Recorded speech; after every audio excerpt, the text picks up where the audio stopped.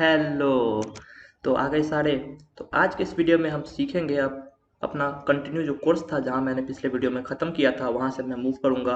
तो आज मैं देखूँगा कि प्रोग्रामिंग क्या होता है, एल्गोरिदम क्या होता है, फ्लो चार्ट क्या होता है। उसके बाद हम फिर सी लैंग्वेज पे फोकस करेंगे मेनली। तो इस वीडियो में आज मैं आपको बताऊँगा कि प्रोग्रामिंग क्या होता है, उसके बाद हम प्रोग्रामिंग को कैसे समझ सकते हैं, कैसे लिख सकते हैं। तो सबसे पहले देख लेते हैं व्हाट इज़ प्रोग्रामिंग। तो प्रोग्रामिंग क्या है?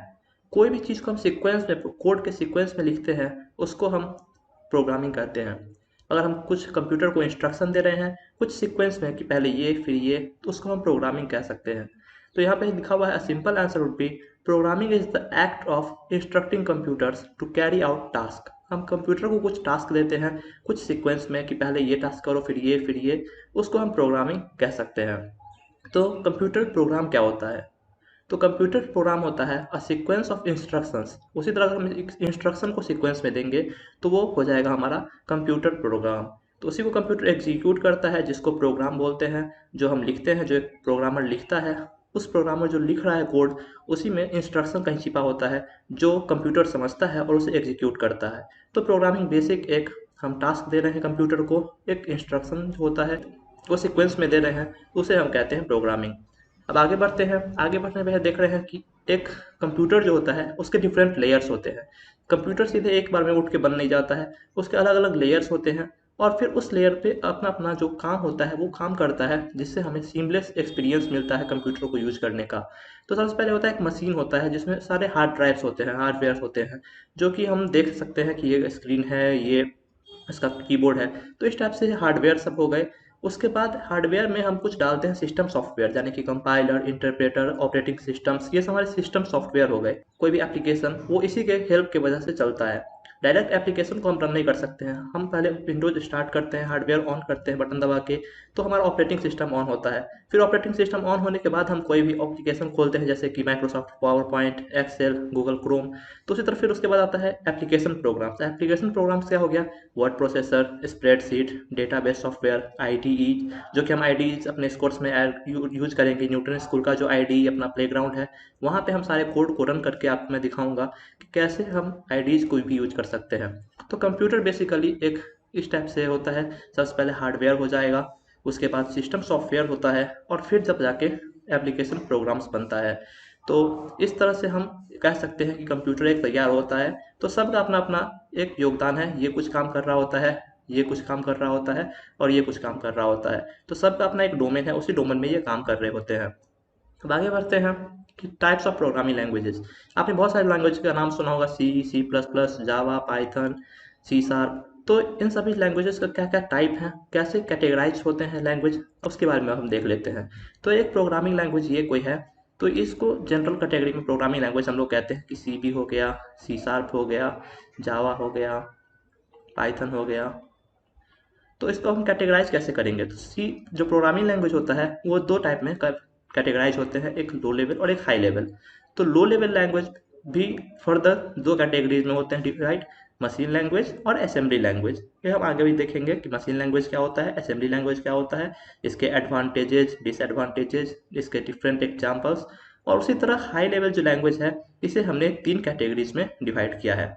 और ये तीन कैटेगरीज होता है procedural language, non procedural language and object oriented language. तो इसमें से आपने ऑब्जेक्ट ओरिएंटेड लैंग्वेज का नाम सुना होगा, और हो सकता है कि आपने machine, assembly, procedural, non procedural ये नहीं सुना होगा। तो इसके बारे में अभी आपको बताऊंगा इसी वीडियो में आगे चल के कि इन सभी चीज़ों के बारे में क्या ज़्यादा फर्दर डेप्थ में जाके मैं बताऊंगा।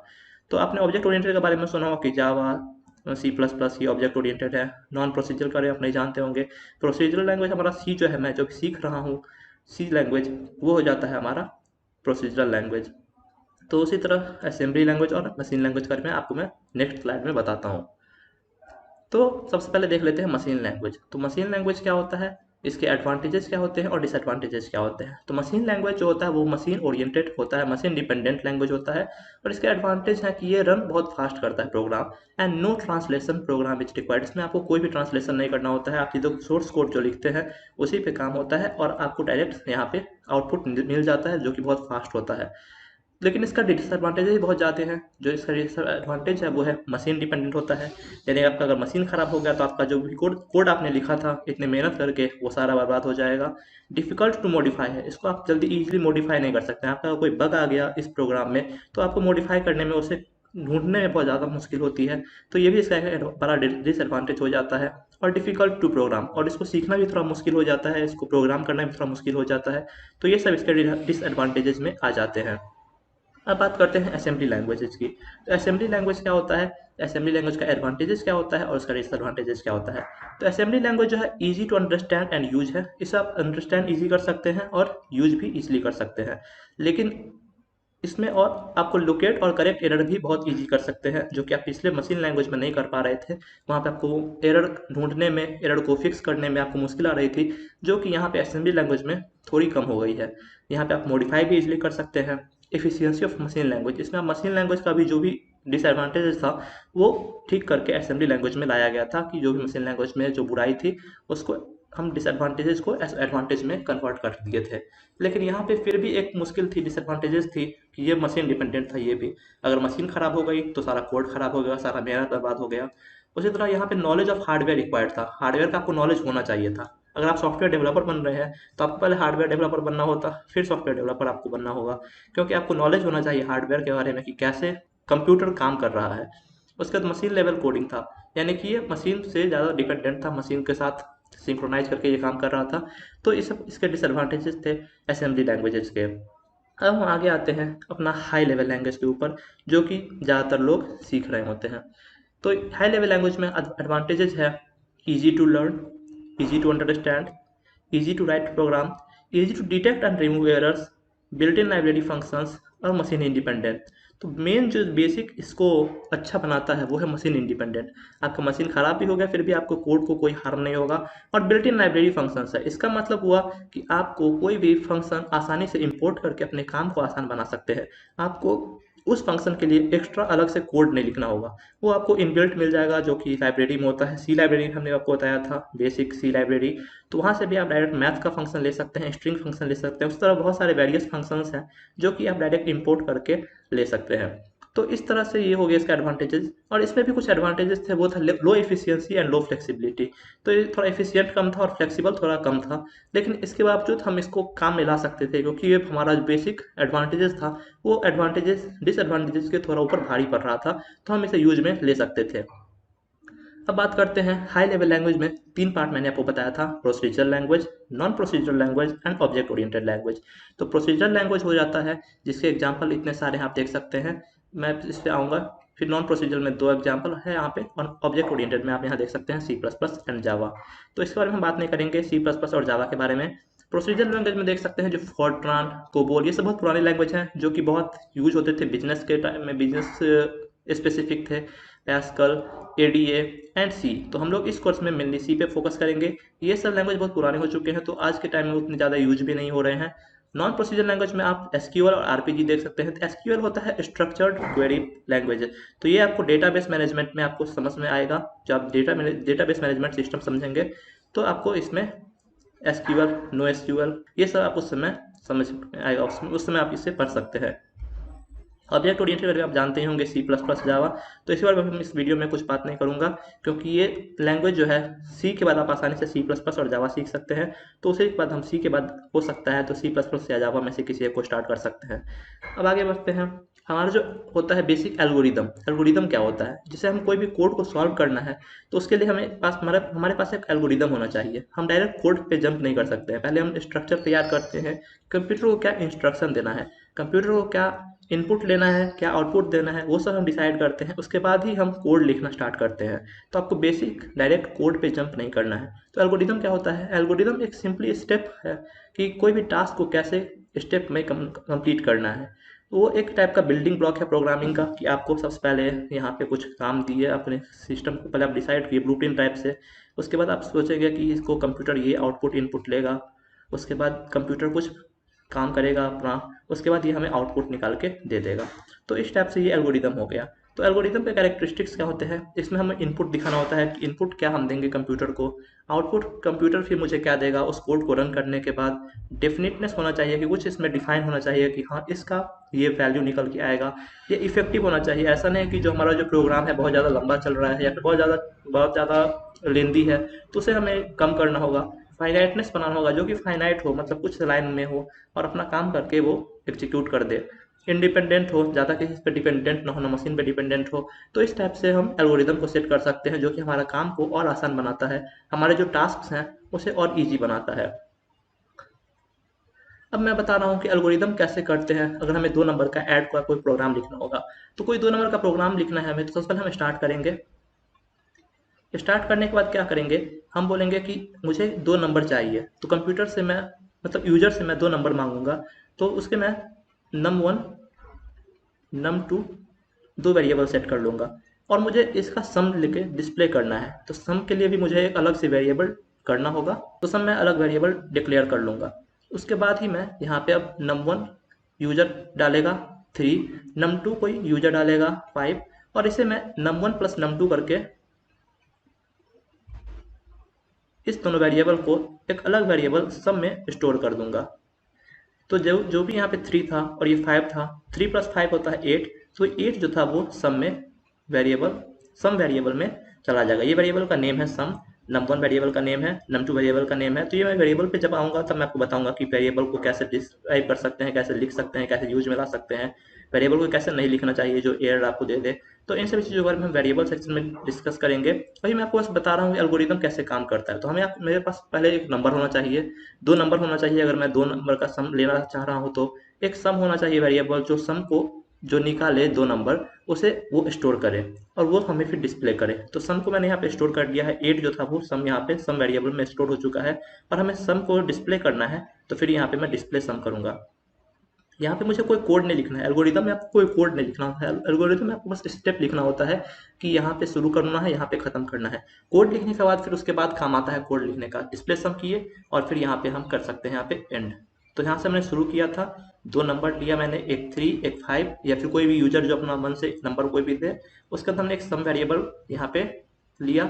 सम वेरिएबल मैंने num1 और num2 का सम को स्टोर किया और उसे मैंने फिर डिस्प्ले किया। और डिस्प्ले करने के बाद हमारा जो सम था वो डिस्प्ले हो चुका था, हम लोग का काम जो था वो खत्म हो चुका था। तो हमने उस प्रोग्राम को एंड कर दिया। तो इस टाइप से आप अपना एल्गोरिदम बना सकते हैं। उसके बाद प्रोग्राम पे जंप करके प्रोग्राम को कोड कर सकते हैं।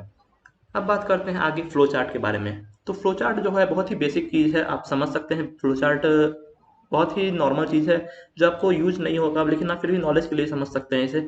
अब flow chart is a picture of separate steps. आपको फ्लो चार्ट को अलग अलग स्टेप्स में दिखाना होता है। कोई सर्कल में होगा, इसका अलग मीनिंग है। कोई डायमंड शेप में होगा, इसका अलग मीनिंग है। उसी तरह बहुत सारे, कोई रेक्टेंगल में होगा, इसका अलग मीनिंग है। तो ये मैं आपको बताऊंगा कि किसका क्या मतलब होता है नेक्स्ट स्लाइड में। तो फ्लो चार्ट आपको बस बताना है कि एल्गोरिदम जो होता है उसी को अगर आप डायग्राम में करते हैं तो फ्लो चार्ट हो जाता है। Elements that may be included in a flow chart are sequence of actions. हम क्या एक्शन ले रहे हैं अपने प्रोग्राम में वो हम शो कर सकते हैं।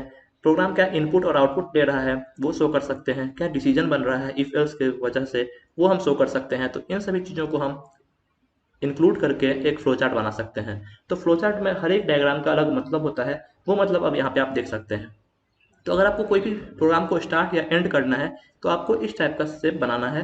रेक्टेंगल है, थोड़ा ओवल टाइप में है, तो इसको आप बनाना है स्टार्ट या एंड के लिए। तो इसका मतलब होता है कि द स्टार्ट और एंड ऑफ वर्क फ्लो।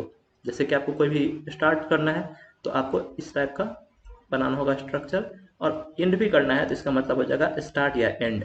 तो ऊपर में है तो ये स्टार्ट हो गया, और नीचे में अगर सेम ऐसा बन जाएगा तो ये हो जाएगा एंड का। फिर बात आते ही प्रोजेक्ट एंड टास्क। अगर कोई प्रोजेक्ट है, कोई एक्शन ले रहे हैं या कोई प्रोसेस हो रहा है तो उसको हम इस शेप में शो करेंगे। इनपुट और आउटपुट अगर कोई चाहिए हमें तो वो इस टाइप के शेप में दिख सकता है। डिसीजन इस टाइप पे है। डॉक्यूमेंट हो गया ये ऑफ पेज कनेक्टर, और इसका मैंने डिफिनेशन भी यहाँ पे दे दिया है जो आप इसे देख सकते हैं कि use to connect one part of a flow chart to another. ये हो गया ट्रायंगल है स्प्लिट और मर्ज के लिए। ये मैनुअल इनपुट के लिए होगा जो यूजर खुद से इनपुट दे रहा है। अगर हम उसे प्रॉम्प्ट कर रहे हैं कि आप यूजर कुछ इनपुट डालिए तो उसके लिए हम इस टाइप का शेप का यूज करेंगे। तो ये सभी चीज़ें आपके बेसिक इन्फॉर्मेशन के लिए, नॉलेज के लिए है। ये आपको प्रोग्रामिंग के दौरान यूज नहीं करनी है। आपको बेसिक एल्गोरिदम पता होना चाहिए, कैसे स्टेप में आपको क्या इनपुट लेना है, क्या आउटपुट लेना है, क्या शो करना है। तो इस तरह से आप बेसिकली यूज कर सकते हैं कोई भी प्रोग्राम को। तो ये मैंने आपको बेसिक अपना इन्फॉर्मेशन के लिए बता दिया कि फ्लो चार्ट का शेप क्या होता है, उसका डेफिनेशन क्या होता है। अब आगे बढ़ते हैं। अगर मुझे कॉफ़ी बनाना है तो उसी को मैंने फ्लो चार्ट के लिए बताया है आपको कि आप कॉफ़ी कैसे बना सकते हैं अगर आपको फ्लो चार्ट के लिए यूज करना है तो सबसे पहले यहाँ पे है स्टार्ट। हम पहले स्टार्ट करेंगे। आपने ये शेप देखा होगा, यहाँ पे स्टार्ट का जो शेप था, सेम स्टार्ट का शेप मैंने यहाँ पे भी लिया है। तो ये स्टार्ट का शेप हो गया। फिर मैंने कुछ प्रोसेस को किया है, ग्राइंड बीन्स टास्क। तो ये जो प्रोजेक्ट या टास्क था इसका मैंने यहाँ पे ग्राइंड बीन्स किया है, यानी कि जो बीन्स होता है कॉफ़ी का उसको मैंने पीसा है, ग्राइंड किया है। उसके बाद इंस्ट्रक्शंस को पहले पढ़ा है। तो इंस्ट्रक्शन कहाँ होता है, कोई डॉक्यूमेंट में इंस्ट्रक्शन होता है, तो उस डॉक्यूमेंट को मैंने यहाँ पे रीड किया है। तो उसके लिए मैंने ये वाला यूज किया है डायग्राम, डॉक्यूमेंट या डॉक्यूमेंट और रिपोर्ट। उसके बाद मैं इसमें कुछ काम कर रहा हूँ, मतलब इसमें मैं डाल रहा हूँ इनपुट। तो इनपुट आउटपुट के लिए मैंने बताया था आपको ये शेप जो होता है इनपुट आउटपुट के लिए। तो इनपुट में क्या दूंगा, सबसे पहले मैं चाय में चीनी दूंगा, चाय पत्ती दूंगा, वाटर दूंगा, मिल्क दूंगा। तो ये सब यहाँ पे हो जाएगा हमारा प्रोसेस इनपुट्स का। और ये मर्ज का है यानी कि ब्रू। तो इसमें मर्ज कर रहे हैं, जो मैंने आपको बताया था ये वाला था स्प्लिट और मर्ज, यानी कि upright indicates a process split, inverted indicates a merge of process. तो यहाँ पे आपको मैंने मर्ज करना बताया। उसके बाद फिर आप पॉर करेंगे कप में। ये मैनुअल इनपुट है, जो आपने जो बनाया उसे आप कप में पॉर कर रहे हैं, तो मैनुअल इनपुट हो गया। उसके बाद डिसीजन की बात करें तो डिसीजन में आप ले रहे हैं, किसी को शुगर चाहिए होता है, किसी को शुगर नहीं चाहिए होता है। तो शुगर अगर चाहिए तो यस करके यहाँ पे आप मूव ऑन पे आ जाइएगा। क्रीम चाहिए तो फिर आप यहाँ पे क्रीम लेके ड्रिंक करना स्टार्ट कर दीजिएगा। लेकिन अगर शुगर नहीं चाहिए आपको तो आप नो से आइएगा, यहाँ पे सीधे ड्रिंक कीजिएगा, ड्रिंक करने के बाद फिनिश कर दीजिएगा। तो यहाँ पे ये जो है इफ एल्स वाला हो गया, अगर अगर हाँ तो ये, अगर ना तो डायरेक्ट ये। तो इस तरह से हम डिस्क्राइब कर सकते हैं कि कैसा हमारा जो वर्क फ्लो है इस प्रोग्राम का कैसे रन करेगा। तो बेसिकली इसी पे डिपेंड करता है फ्लो चार्ट पे कि क्या क्या आपको करना है, आप क्या अपने प्रोग्राम से आउटपुट लेना चाह रहे हैं। उस तरह से आपको यूजर से भी थोड़ा बहुत इन्फॉर्मेशन चाहिए हो तो यूजर से भी इन्फॉर्मेशन ले सकते हैं, आप खुद से भी इन्फॉर्मेशन दे सकते हैं और आप अपना कोड एक प्रोग्राम बना सकते हैं। तो इस वीडियो में मैं कोड करके आपको नहीं दिखाऊंगा, वो मैं नेक्स्ट वीडियो में आपको कोड करके दिखाऊंगा। धीरे धीरे हम मूव करेंगे कोडिंग पार्ट पे। अभी तक तो सिर्फ थ्योरी था, नेक्स्ट वीडियो तक भी सिर्फ थ्योरी हो सकता है, लेकिन उसके बाद हम कोडिंग पे मूव करेंगे। तो मैंने आपको बताया था कि मैं बेसिक से आपको एडवांस तक ले जाऊंगा, डायरेक्ट मैं कोडिंग पे मूव नहीं करूंगा, जिससे आपको समझ में भी ना आए कि क्या हो रहा है बिहाइंड द सीन्स और आपको कुछ समझ में ना लगे और आप बोर हो जाएं। तो मैं आपको बताऊंगा कि ईजी है, बहुत सिंपल है, आप ट्राई कर सकते हैं, बहुत ईजिली सीख सकते हैं। तो इस तरह से आप आसानी से प्रोग्रामिंग सीख सकते हैं। और सी लैंग्वेज बहुत ही ईजी है, आपको थोड़ा भी टेंशन लेने की कोई ज़रूरत नहीं है, मैं आपको बताता हूँ, आप आसानी से सीख सकते हैं। और आप न्यूटन स्कूल का लॉन्च पैड को विजिट करना ना भूलें, लिंक डिस्क्रिप्शन में है। न्यूटन स्कूल एक ऐसा प्लेटफॉर्म है जहाँ पे आप आसानी से बिना किसी पैसे दिए प्लेसमेंट की तैयारी कर सकते हैं। आपको प्लेसमेंट मिलने के बाद ही आपको फ़ी पेमेंट करना है न्यूटन स्कूल को। तो आपको उससे पहले कोई भी टेंशन नहीं लेनी है कि प्रोग्रामिंग कैसे सीखें, कब सीखें, कहाँ से सीखें। उसके लिए आपको लिए न्यूटन स्कूल है, वो आपको आपके ड्रीम जॉब में लैंड कराने का पूरा गारंटी देता है 100%। और आपको वहाँ पे बहुत सारे प्रोजेक्ट असाइनमेंट भी मिलेंगे जो कि आप उसे करके आसानी से प्रोग्रामिंग सीख सकते हैं और अपने ड्रीम जॉब में लैंड कर सकते हैं। तो न्यूटन स्कूल को चेकआउट करना ना भूलें और मिलते हैं इसी तरह नेक्स्ट वीडियो में। See ya have a nice day, bye bye.